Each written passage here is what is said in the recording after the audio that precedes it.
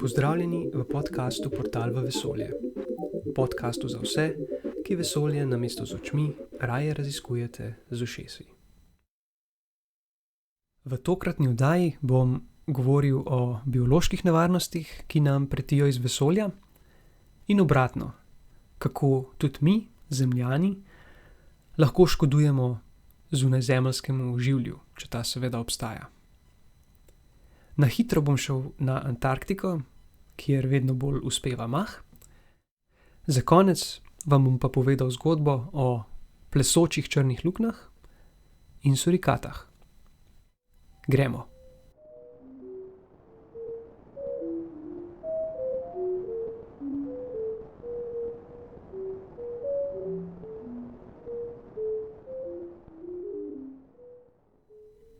Znanstveniki so odkrili mikrobe v vzorcu asteroida.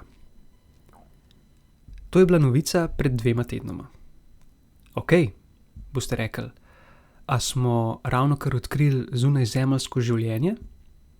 Ampak zakaj niso o tem poročali veliki mediji? O tem nismo nič slišali. No, razlog je preprost. Ti mikrobi so bili dobri, stari zemeljski organizmi. Torej, nismo odkrili vesoljcev. A kljub temu je odkritje zanimivo. O tem smo na kratko pisali na portalu. Šlo je za vzorec asteroida Ryugu, ki ga je vesoljsko plovilo Hayabusa 2 pred nekaj leti prineslo na Zemljo.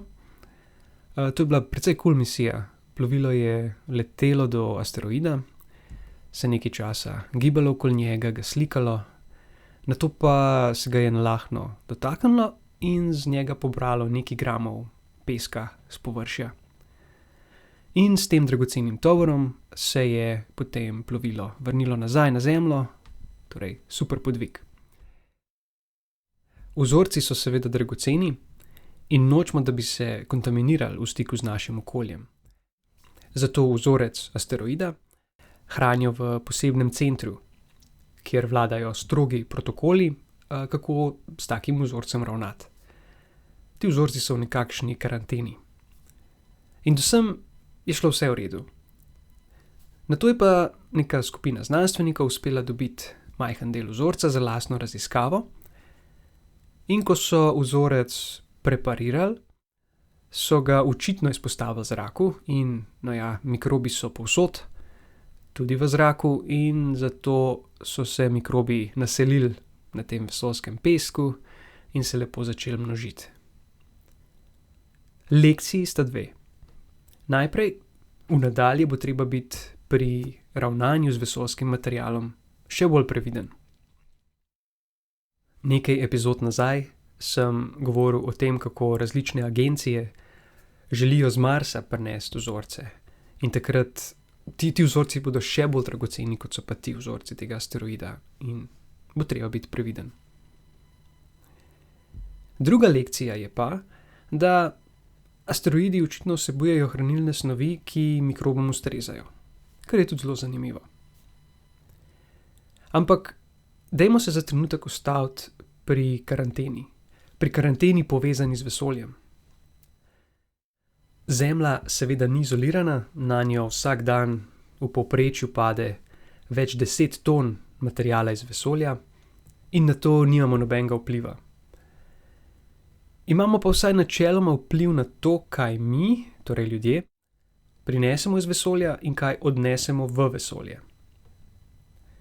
Če torej prinesemo material iz vesolja na Zemljo, nočemo, da je v stiku z zemeljskim okoljem. Po eni strani, ker hočemo prvinske, neonesnažene vzorce, ki jih naberemo v vesolju. Če bi se v teh vzorcih res nahajalo neko življenje, ga ne bi radi kontaminirali z zemeljskimi mikrobi, kot se je zgodilo v tem primeru. Po drugi strani pa je bojazen tudi, da bi takšno življenje iz vesolja lahko bilo za nas nevarno, celo smrtonosno. Lahko si preberete Andromedo, precej znan roman Michaela Crichtona, ki obravnava ravno tak črn scenarij. Ena zanimiva zgodba iz obdobja Apola. Astronavti Apollo 11, ki so kot prvi pristali in hodili po Luni, so morali zaradi ravno teh razlogov v karanteno, ko so prišli nazaj na Zemljo. 3 tedne so bili zaprti v podzemnem laboratoriju in ideja je bila, če bi bili astronavti okuženi z nekim vesoljskim organizmom, bi celoten laboratorij z astronautni vred enostavno pokopali pod goro betona. No, vse skupaj je bilo izvedeno precej šalabajzersko in je bila bolj kot ne predstava za javnost. Če bi lunin prah zares vseboval organizme, bi se ti že prej znašli v Tihem oceanu, kamor je pristal modul z astronavti. Okužen bi bil tudi pokrajina v Teksasu, ker so ta podzemni laboratorij zgradili. Recimo, da smo se od takrat nekaj naučili in da bo podobna karantena v prihodnosti boljša. Karanteno pa seveda rabimo tudi v obratni smeri. Torej, nočemo prinašati zemeljskih mikrobov na druge planete in lune. Prvi razlog je pragmatičen. Recimo, da želimo na Marsu najti organizme in jih res najdemo. Potem moramo biti seveda prepričani, da so to res avtohtoni Marsovci in ne štoparji z Zemlje. Drug razlog je bolj resne, etične narave. Mi, torej zemeljski organizmi, smo lahko vesoljcem tudi škodljivi. To poznamo iz zgodovine, ko so Evropejci odkrili Ameriko, so tja prinesli bolezni, ki so zdesetkale avtohtono prebivalstvo. Isto bi se lahko zgodilo z Marsom. Zato je potrebno vesoljska plovila dobro očistiti in razkužiti. Še posebej tista, ki so namenjena na lune in planete. Inženirji in znanstveniki morajo instrumente in druge dele plovil izdelovati v tako imenovanih čistih sobah, imeti morajo pokrite lase, ne smejo imeti razcefranih oblačil, ne smejo imeti parfuma, ličil, uhanov, popilci morajo nohte.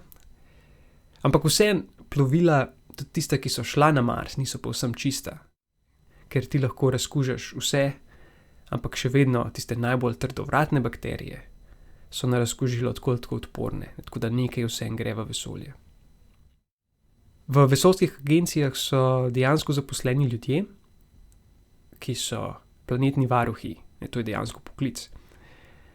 To so ljudje, ki razmišljajo o protokolih in nevarnostih, tako za nas kot za vesoljske organizme, in to so seveda ljudje, ki poskušajo prepričati vlade in podjetja, da je potrebno biti previden in kako biti previden. Zdaj, karantena ima še eno težavo, ki je skupna vsem dejavnostim v vesolju. Vsaka agencija ima svoje protokole za karanteno. Nato so pa tu še podjetja, ki se na karanteno in planetarne varuhe in podobne koncepte enostavno požvižgajo. Podobnost z okoljevarstveniki ni naključna. Naprimer, ko je SpaceX pred nekaj leti v vesolje strelil raketo Falcon Heavy, je raketa nosila poseben tovor, avtomobil Tesla.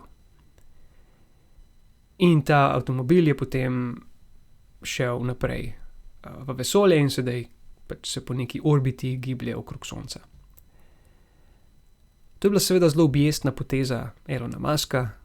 Ta avto ni šel skozi nobeno karanteno, torej je bil poln mikrobov. Zdaj je verjetnost, da bi ta avto dejansko padel na kakšno izmed teles v Sončju, je majhna, ampak sporočilo je jasno. Še en dogodek za zjokat se je pa zgodil leta 2019, ko je proti Luni poletelo majhno privatno izraelsko plovilo. To ne bi bilo prvo privatno plovilo, ki bi varno pristalo na Luni. Ampak to se ni zgodilo, plovilo je sicer prišlo do Lune, a je nanjo treščilo in se razletelo na koščke. Šele kasneje se je izvedelo, da so na tovor brez vednosti drugih udeležencev, torej brez agencij in podjetij, ki so pač poskrbeli za raketo, da je nekdo na to plovilo dodal posodico s tardigardi. Tardigardi so taki luštni mikroskopski medvedki, ki se v primeru za življenje težkih pogojev zvijejo v izsušen klobčič. Lahko jih pogooglate, boste videli, kako izgledajo. V takem stanju lahko preživijo zelo nizke ali pa zelo visoke temperature, lahko preživijo v zelo sušnih območjih, nekaj časa dejansko lahko preživijo celo v vesolju. No, verjetnost, da je sedaj na Luni kolonija tardigardov, je nična, ampak spet sporočilo je jasno. Luna sicer že prej ni bila, recimo temu, čista. 12 astronavtov, ki so do sedaj hodili po Luni, je na njej pustilo 96 vrečk iztrebkov. Tako da, ja, smo kar packi. No, toliko o vesoljski karanteni. Žal gre zopet za nekaj, kar ne prinaša denarja, zato vsaj jaz nisem optimističen, da bomo pri vesoljskih dejavnostih takšno ali drugačno karanteno zares upoštevali. Ampak ja, jaz sem po naravi črnogled in mogoče se vendarle motim.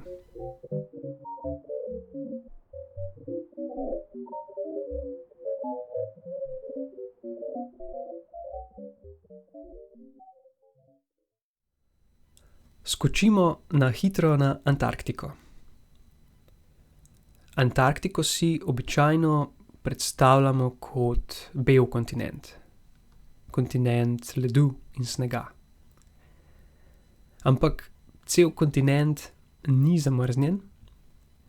Na robovih vendarle najdemo nekaj malega zelenja. Večinoma gre za mahove. Prejšnji teden sem prebral novico, da se zelena preproga na Antarktiki kar hitro širi. Na nekoliko depresiven način me ta novica niti ni presenetila, glede na to, koliko podobnih novic preberemo v povezavi z podnebnimi spremembami. Znanstveniki so si pogledali podatke opazovanj satelitov serije Landsat, bolj natančno satelitov Landsat 5, 6, 7 in 8. Gre za vesoljski program NASA z dolgo zgodovino. Prvi Landsat je bil izstreljen leta 1972, zadnji, 9. pa leta 2021. Sateliti so pridobili na milijone slik Zemlje, podatki se uporabljajo v kmetijstvu, raziskavah v geologiji, raziskavah gozdov in tako dalje. No, znanstvenike je v tem konkretnem primeru zanimala Antarktika, bolj natančneje antarktični polotok. Imeli so podatke zbrane med leti 1986 in 2021. Po pregledu slik so ugotovili, da so se zelena področja v tem času na polotoku razširila z nekoliko manj kot 1 do skoraj 12 kvadratnih kilometrov. Zdaj to niso neke bajne površine, ampak kar je predvsem zaskrbljujoče, je, da se je širjenje rastja pospešilo predvsem po letu 2016. Zdaj, kot rečeno, ta novica niti ne preseneti. V zadnjem času smo lahko prebrali, da antarktični polotok, da je to del Zemlje, ki se hitreje greje kot večina drugih delov Zemlje. In tudi vidimo na slikah, kako sčasoma izginjajo ledeniki. Zdaj, zakaj o tem govorim tukaj? Zato, ker so ravno sateliti tisti, ki nam pokažejo posledice podnebnih sprememb na velikih globalnih skalah. Ko gremo v vesolje, se torej ne oziramo le proti oddaljeni neskončnosti, ampak se veliko oziramo tudi nazaj na naš planet. Več, ko bo na Antarktiki mahu, več bo tudi zemlje. Sčasoma se bodo tam naselile tudi druge vrste rastlin. Zanimivo bo videti, ali bodo prevladale avtohtone vrste, ali pa jih bodo izpodrinile tuje vrste, ki jih bo na Antarktiko prinesel veter, ali pa turisti, ki jih je v tem delu sveta vse več. In spet smo prišli nazaj na karanteno. V tem primeru povsem zemeljsko, a zato nič manj resno.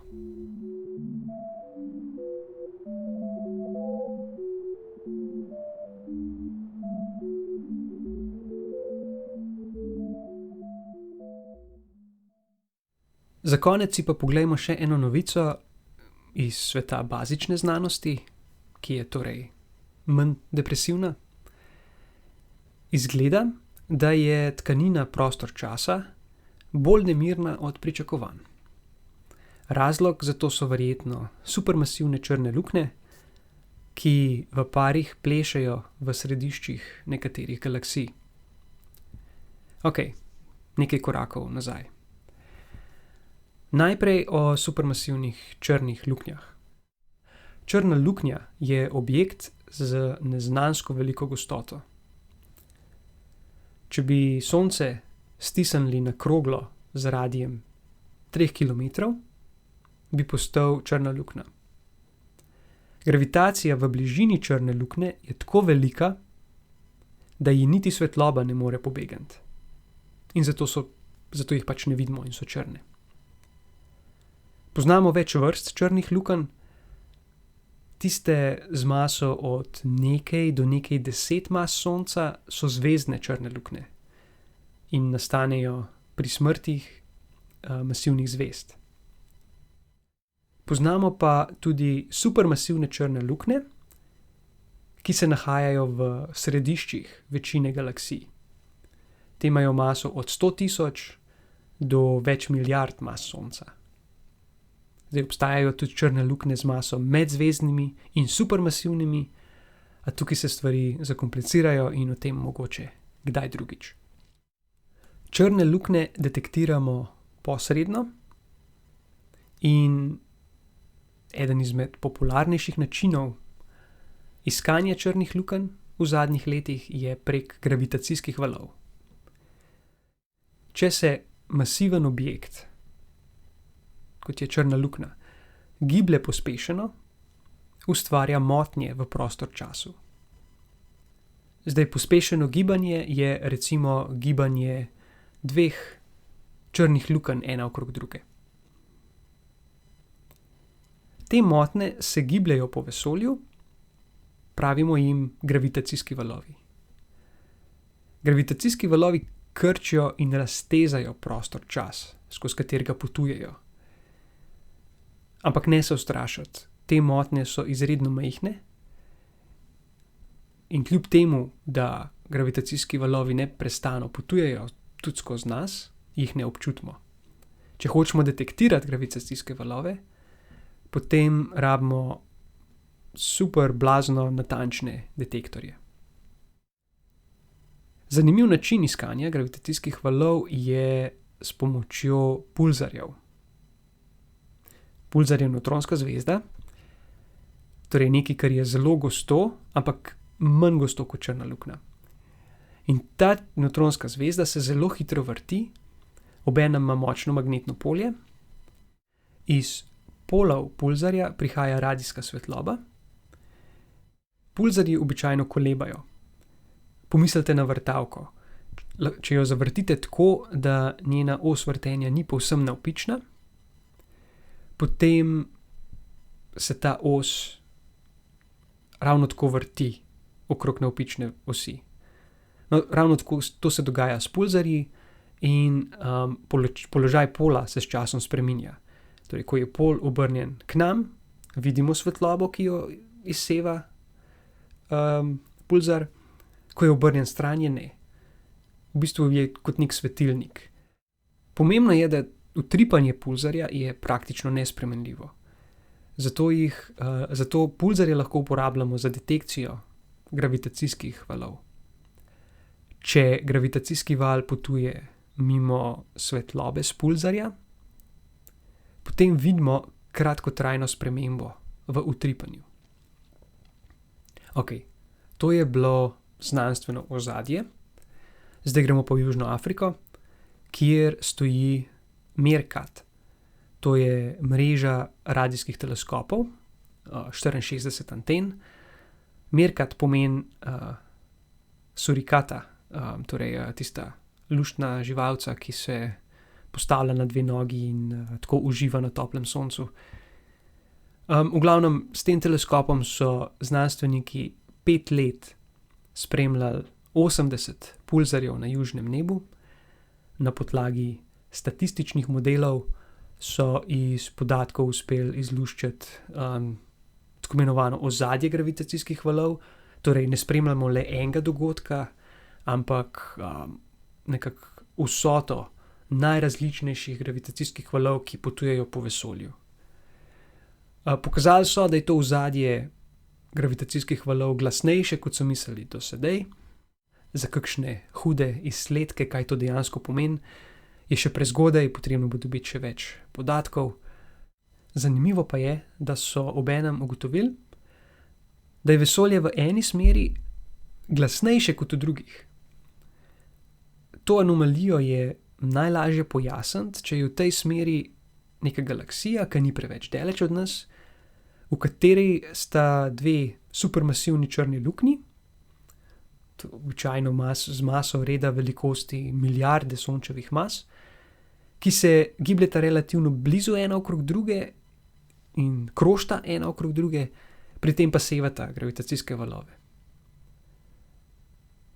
Zdaj, da ne bo pomote, ne vejo še, katera galaksija bi to lahko bila, ker ta zemljevid glasnosti gravitacijskih valov v vesolju nima dobre ločljivosti. Zdaj vse to, v bistvu črne luknje, pulzarji, gravitacijski valovi, vse to se sliši kot znanstvena fantastika, ampak ni, kar je precej noro.